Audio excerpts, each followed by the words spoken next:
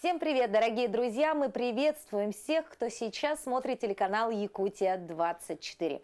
Сегодня мы вам покажем необычайный творческий процесс, который ежедневно происходит в художественной мастерской у именитого художника нашей республики, у Ирины Афанасьевны Микмяновой-Пильска. Рядом со мной вот тот самый человек, который сегодня окунет нас в потрясающий мир искусства. Здравствуйте! Здравствуйте, очень рада вас видеть. Ирина Афанасьевна, но мы вас знаем не понаслышке, мы уже с вами встречались, да, вас знают многие зрители нашего телеканала, да, но в этой мастерской побывать, наверное, могут не каждый.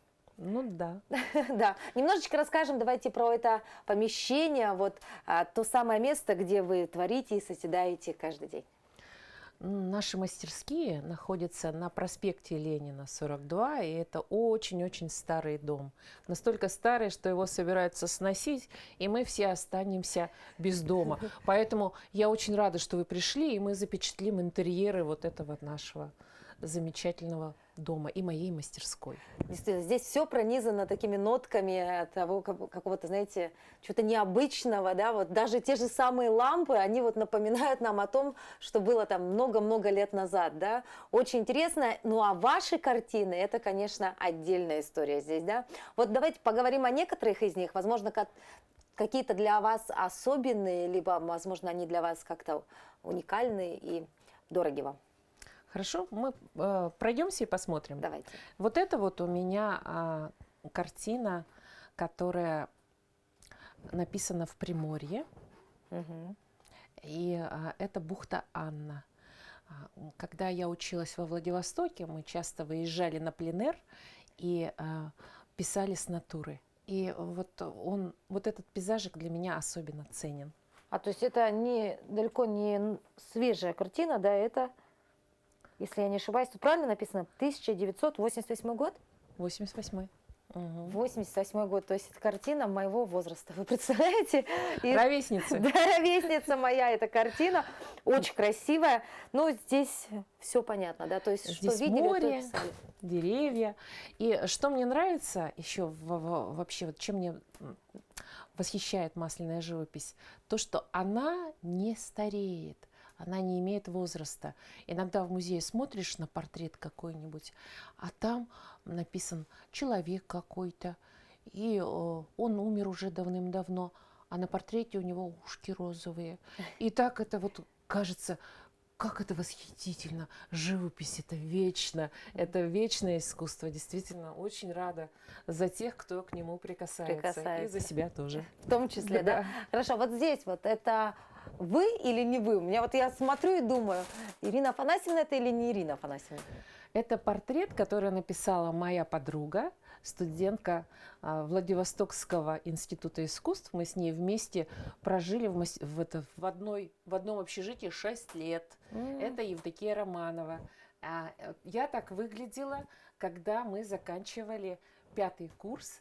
И вот это вот у нас в мастерской. Смотрите, какие модные кеды, как сейчас. Да, кеды модные, джинсики-то у вас тоже модные. Обратите внимание, но можно, мне кажется, узнать вас только по вашей прическе, вот по этим кудряшкам, да, и сразу понятно, что это Я немножко изменилась с тех пор. Нет, мне кажется, нет. Еще какие картины вот можно отметить здесь? Вот здесь вот под этими ракушками можно посмотреть на пейзаж Илья Сивцева. Он был не только знаменитый график, но и потрясающий живописец.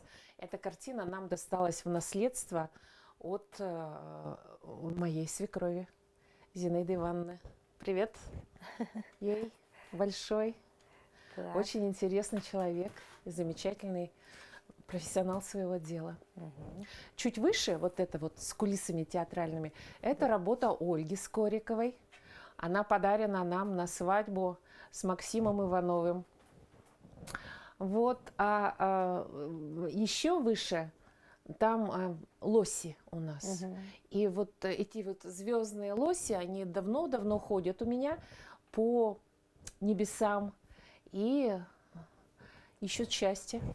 Далее, я человек далекий от искусства, на следующей картине, мне почему-то кажется, что это горы. Да, это горы. Совершенно верно. Очень интересная история этой картины. Как раз произошел обвал какой-то вот на Тибете, и собирали средства якутские художники в арт-галерее Ургел, собирали для этого, для пострадавших средства. А у меня незадолго до этого вот этот вот снежный пейзаж возник. Это не просто горы, это мифические горы. Это как бы цель, которую мы видим и которая преследует нас в нашем воображении. А вот тут ниже немножко это пейзаж абсолютно реальный. Мы стояли прямо, и вот море на нас плескалось, и мы писали эти облака. Это Рей Никей Попов на самом деле. И для меня было просто большой наградой, когда старший однокурсник наш, он сейчас очень известный художник, Артур Васильев, сказал: Ира, говорит, я вижу брызги, и слышу брызги, как на меня падают. Мне это было очень ценно. И я рада, что вот мы обучались такому реалистическому искусству, и потом вот все вот эти вот выкрутасы, которые абстрактные, да, они случились с нами гораздо позже, где-то в 90-е годы. Но вот это вот студенческая работа. Ну, вот здесь вообще у меня возникла проблема. Но я, например, не вижу ничего здесь. Но здесь же тоже есть некие... Это же портрет женщины. Вот нога, это бедро, это набросок, который мы делали в мастерской. И это очень уникальная техника, называется монотипия, потому что можно делать только один раз такую вещь. И на стекло намазывается типографская краска, потом накладывается сверху лист бумаги и рисуется зеркально. Это стояла живая модель, и мы рисовали. И нам наш учитель Валерий Петрович говорил: 5 минут. 3 минуты. И мы учились концентрироваться и рисовать. Это был очень незабываемый опыт. Практика такая, да, интересная. Хорошо, еще смотрим, что у вас. Тут у нас работа, это берег моря. Он тоже немножко и реальный, немножко такой волшебный. Немножко мешает вот эта штука смотреть. Ой, вот так вот. Здесь пена, море, трава. Все, казалось бы, реальное, но немножко сказочное. Дальше мы видим этюды сверху. Этюд, портрет молодого человека, такого же кудрявого, как я, и букет цветов. Это подарок от одной известной художницы. Вот у меня этюд, который мне сначала, когда я его писала, очень не нравился. Мне казалось, что он не закончен, все не удался. А потом я переменила мнение. Я подумала: о, какой интересный этюд. То есть это... Написан на синий, воздух есть. То есть это тот самый случай, о котором вы говорили, да, что вкусы со временем меняются, да? Ну, может быть, он и не самый удачный, но неплохой, я считаю. А что насчет вот самокритичности? Вот вы себя и свои работы часто критикуете? Или все ваши работы для вас это что-то вот такое уникальное? И... Ну, критика, она тормозит очень сильно. Художник должен хотя бы немножко себе нравиться. И поэтому я очень хвалю своих учеников. Я всегда счастлива их успехами. То есть и не критикуете учеников даже? Или все-таки бывает? Я стараюсь их хвалить больше. Ну, конечно, без критики никак, но можно и похвалить немножечко. Вот этюд немножечко абстрактный. Как вы думаете, что это? Ну, это цветы. Да, какие? Ирисы. Вот видите, у вас уже просто прорезывается искусствовед или ценитель искусства. Вот видите, нахождение в вашей мастерской буквально 10 минут уже во мне открывает мечты, да? Ну, еще один тест. Пионы или розы? Пионы. Первое слово было очень важным.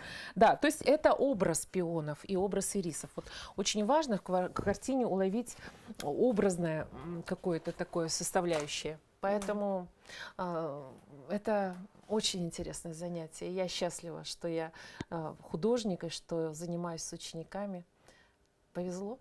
Вот портрет моего отца, который, к сожалению, покинул нас в прошлом году от ковида. Умер. Это мой красавец-папочка Афанасий Федотович Микумянов. Он родом из Сунтары, из Сунтарского улуса нашего.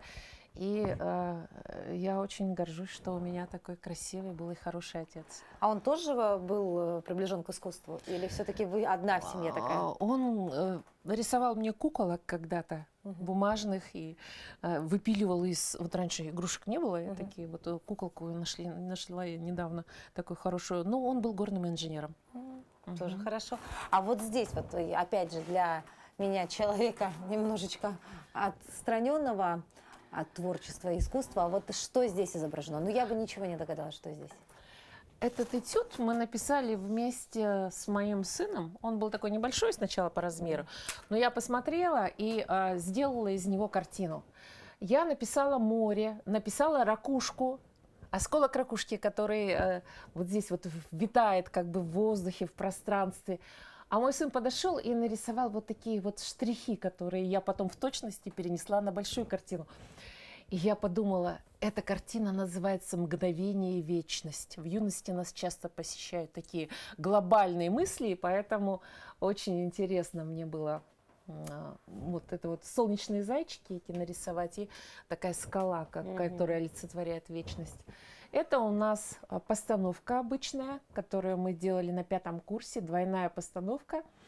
А чуть выше горы, это с натуры я писала старые вулканы на Камчатке. В общем, у художников очень интересная жизнь. Очень интересная жизнь. А у вас дома тоже все Увешано, в картинах? Или все-таки мастерская это то самое место, где вы все храните бережно и вот сюда выставляете? Ну, к сожалению, сейчас также увешано, потому что если мы мастерскую лишимся, то придется мастерскую делать дома. А так, конечно, это уникальное пространство. Вот я очень рада, что вы его запечатлели. Вот это вот плакат 90-х годов из американских рисунки американских индейцев. Очень меня вдохновляет вот эта птица, например.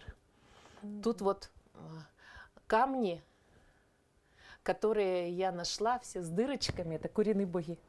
Да, но поскольку в Приморье очень много древних вулканов, там много очень и дырявых камней. Вот. И вот это лучезарное совершенно море японское, наше любимое. У вас тут каждая картина это некая история, да? То есть просто случайных работ здесь не бывает. А вы вообще дарите свои картины? Вот, или я и дарю, и продаю, и была, конечно, бы рада очень новым знакомствам и новым продажам, но так редко бывает. Ну, то есть все-таки больше для себя, да? Ну, получается, что когда ты пишешь для себя, то это нравится и другим. А когда ты пишешь на продажу, продаж не случается, часто бывает. Ну, у художников так. Ну, то есть, Ирина Афанасьевна, к вам обращаются люди и говорят, вот нарисуй мне якутскую природу. И вот вы сели и стали рисовать. Или такого не бывает у профессиональных художников? Бывает. Профессионал, он для этого и профессионал, что он может нарисовать и портрет, и пейзаж, и все, что захочет заказчик. И заказы это... генератор просто идей иногда бывают. Это очень ценно, поэтому милости просим. Меня можно найти в интернете. А вообще, муза посещает часто вас, допустим? Ну вот сидишь вечерами, думаешь, все, проснулась ночью, думаешь, надо срочно перенести все это дело на холст. Или такое уже редко тоже бывает? Такое бывает, конечно. Иногда картины снятся, иногда они приходят, иногда над ними приходится очень долго работать, а иногда они приходят вот такие вот раз, в одно мгновение озарение такое. Ну, по-разному случается. Но профессионализм никто не отменял, и поэтому я своих студентов, своих учеников учу планомерно работать поэтапно над произведением. И тогда оно может получиться. Это вход в мою мастерскую. Когда у нас идут занятия здесь, я выставляю сторожа такого. Это бычок. Сначала я нашла на дороге вот эти вот чудесные глазки. А потом мы сделали все остальное, и я раскрасила его красками. У него были еще 3 собрата. Это такие деревья металлические, которые остались. Мастер ТВ, тот, кто там работал, городское телевидение, может, помнит эти декорации. Они в эфире один раз только засветились. Потом не понравились начальству, их убрали. Я знаю, вот это вот, да, вот изображение вашей работы, да, на афише на вашей для вас особенное. Почему? Ну, эта птица олицетворяет свободу, счастье. Вот здесь вот она летит, и там вот море какое-то просвечивает. Ну, это афиши с моих выставок разных лет. Когда в 90-е годы я делала скульптуры из металла, ребятам настолько понравилось, которые со мной работали, сварщики, это дело, что я вот нарисовала однажды, они звонят мне, говорят: приходи скорее, мы уже сделали ангела. Я говорю: как, без меня? Я говорю: ну, я нарисовала, и вот такой вот ангел получился замечательный. Он может свечку держать. Это подсвечник такой большой. Ну, это уникальное изделие, вот оно с тех пор у меня и живет в мастерской.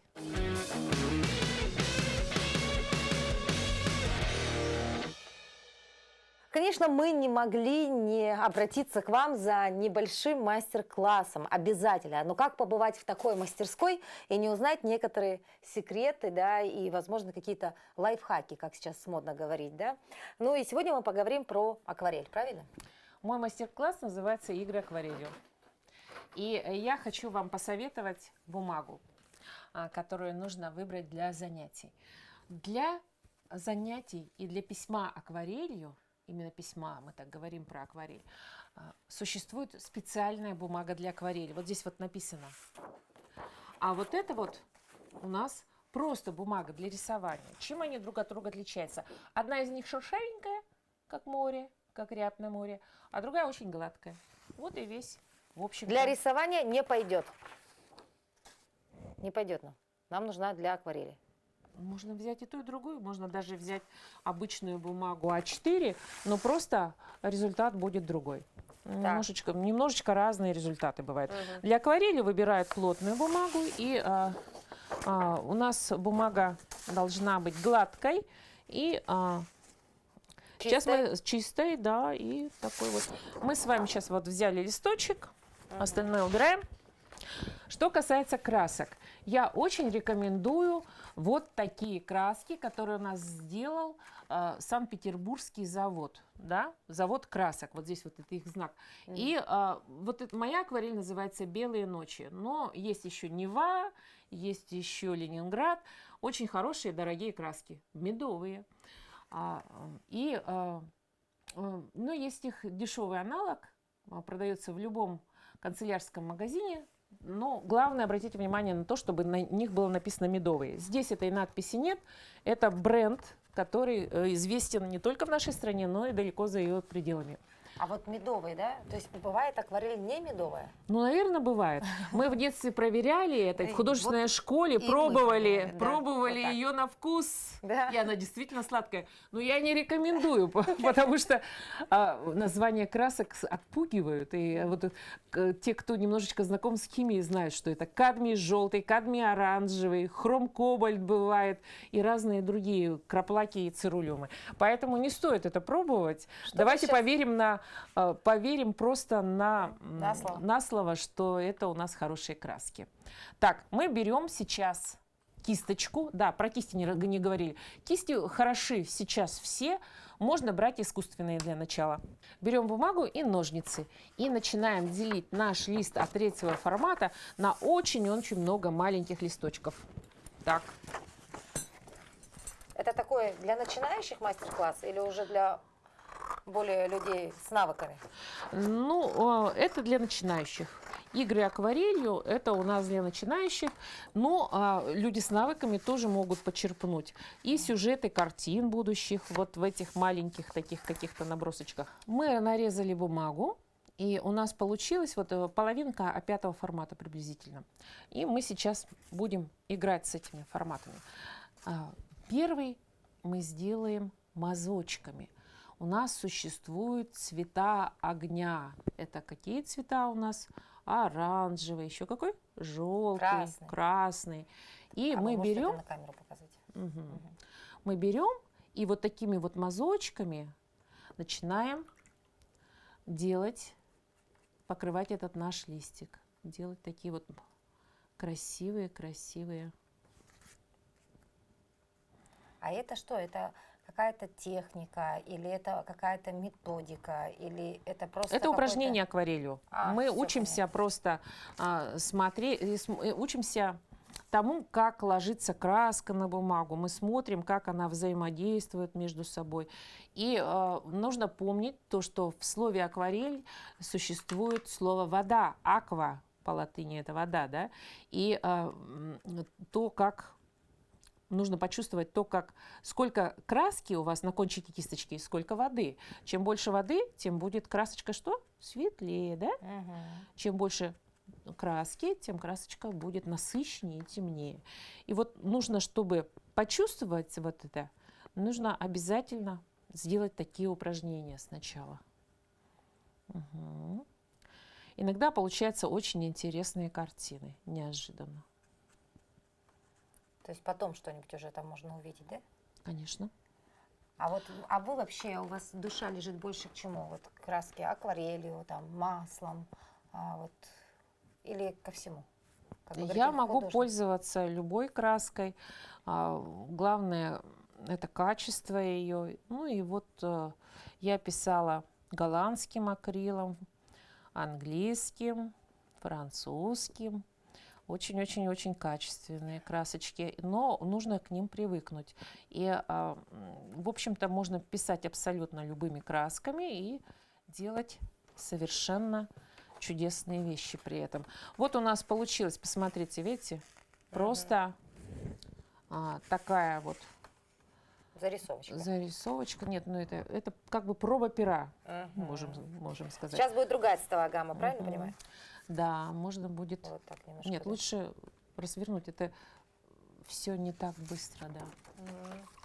Высыхает, оно заворачивается. Поэтому нужно на планшет и бумагу приклеивать скотчиком.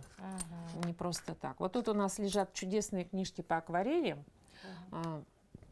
Джин Хейнс «Мир акварели». Посмотрите, как она птички-перышки тоже сделала мазочком. Акварели, да, очень красиво. Так, вот здесь у нас есть основы живописи, и мы можем посмотреть здесь цветовой круг, как выглядит. Ну, все знают, да, как радуга наша выглядит. Красный, оранжевый, желтый, зеленый, голубой, синий, фиолетовый. Каждый охотник желает знать, где сидит фазан. И вот тут вот у нас теплые цвета находятся напротив холодных. Сейчас мы с вами работать будем в холодной гамме. Пусть вот эта книжечка так открытая останется. И я беру холодные цвета и начинаю работать с ними. Тут у меня голубая. Да. Ирина Афанасьевна, а вот сейчас же в современном мире, наверное, появляются какие-то новые направления, да, в искусстве, возможно, там, ну, те же граффити, да, или граффити, как и говорят, да, тоже художники рисуют, там, что-то изображают, да. Вот вы к современному такому искусству как относитесь? Очень положительно. У нас появились молодые графики, у нас они в Международной арктической школе, где я работаю, сейчас проходит выставка Арктического института. Студенты нарисовали графику, сделали по мотивам якутских сказок. Очень хорошая выставка. Большое спасибо им за сотрудничество. Посмотрите, я вот здесь вот нарисовала такое вот дерево или крыло. И сейчас мы берем второй листочек бумаги чистый и начинаем работать в технике монотипия. То есть берем, прикладываем и смотрим, что получилось.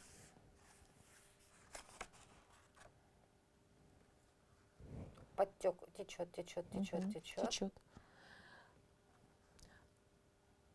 Все, зафиксировалось. Получился дракон такой синий. Вот эти пятна, они очень развивают фантазию. Можно дорисовать здесь, допустим, это вот может быть такое вот слон. Торнадо или слон. Я вижу слона, вот да, его ушко, вот его хобот. Для того, чтобы получились реалистичные бабочки, нужно посмотреть фотки прежде. Ну, прогугли бабочки, это самое. Так, и здесь вот что-то такое, типа так, да? Берем и складываем. Для этого тонкая бумага уже нужна.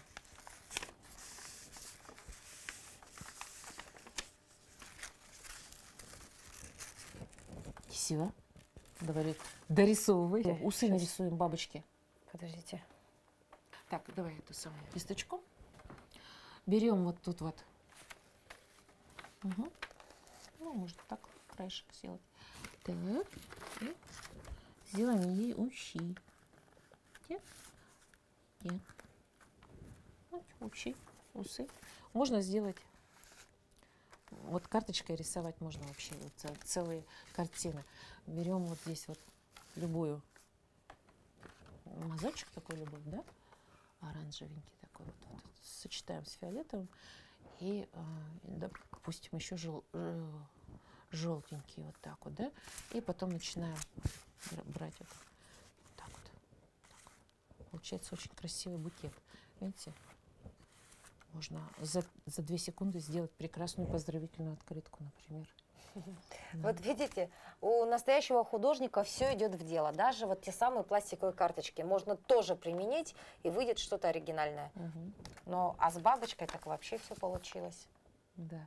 Потом можно взять вот так вот, вырезать квадратик такой небольшой и наклеить на плотную хорошую бумагу. Получится очень красивая поздравительная открытка. Например, так. Да. Берите на заметку.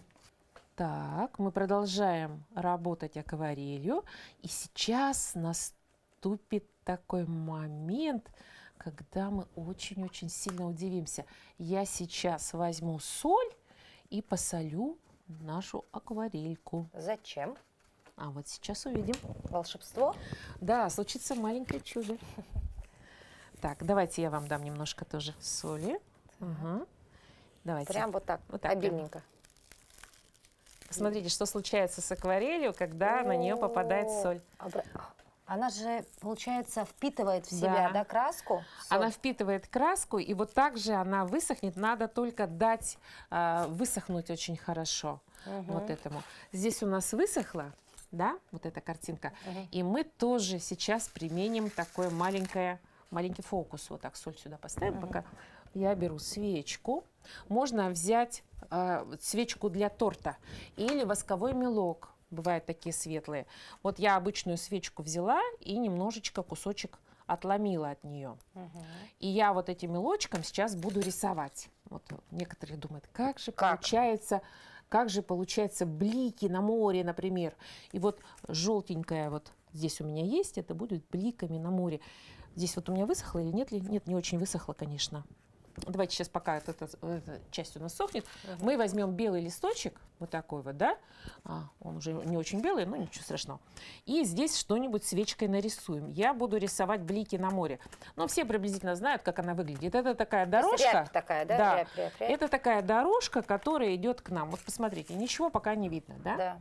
И когда мы берем голубую краску или синенькую, так, или синенькую, на палитре смотрим, что это получится. Начинаем делать. Видите, там, где пристал воск, это называется резерв в акварели. Можно резиновым клеем это делать.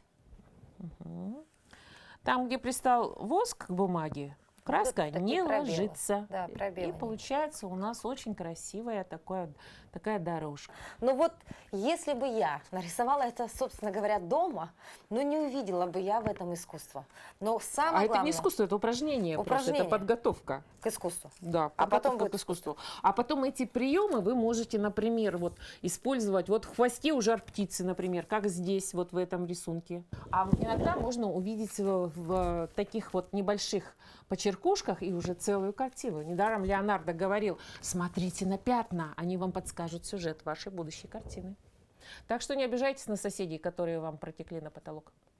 Ищите. Это может быть что-то вообще гениальное. Вот на такой позитивной ноте мы завершаем наш эфир сегодня. Мы побывали, напоминаю вам, в художественной мастерской у именитой художницы нашей республики. Сегодня Ирина Афанасьевна работает, да, трудится во благо молодых художников, да, во благо своей творческой мастерской такой, да. И мы благодарим вас за то, что пригласили нас в гости. И, конечно, желаем вам всего самого наилучшего. Спасибо. Замечательно у вас слоник получился.